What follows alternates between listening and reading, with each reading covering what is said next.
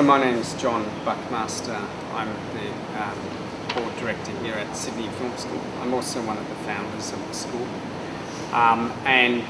Also I focus on the international side, so connecting with other institutions abroad and recruiting international students and making sure that students fit in here well and that they have a good experience at our school. I would define communication as really quite simply just the ability to connect with another person. We asked John his opinion of the growing importance placed on the study of communication in universities these days. Certainly, it's a whole new area with the rise of different media, different convergence in media.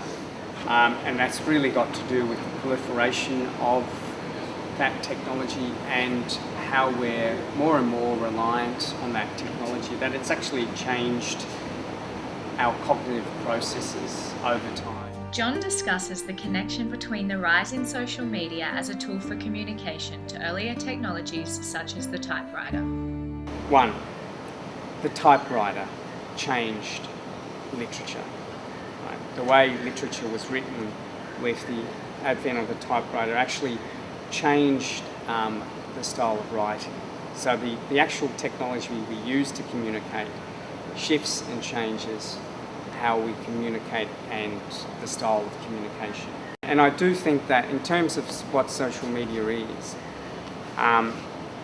when we lived in smaller communities, we would walk around and visit people and talk about what was happening in the day, and we would spend a fair bit of time, I think, doing that, within that community.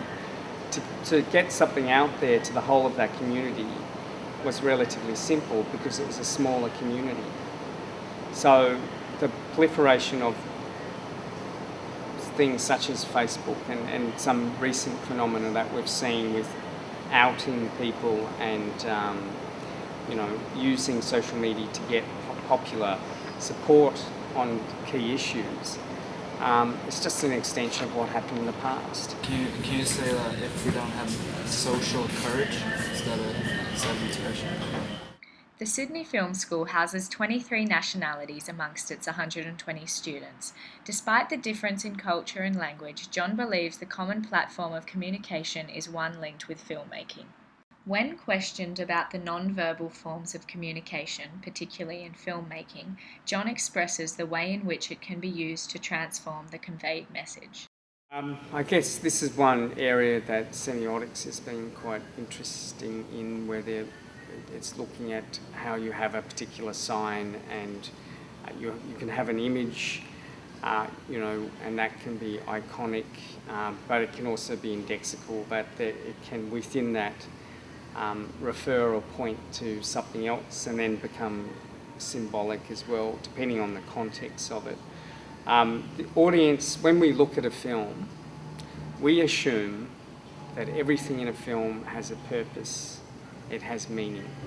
As John continues to diversify the range of students at the Sydney Film School, on the side he is working on a fictional novel about the struggle one faces in the light of a new culture.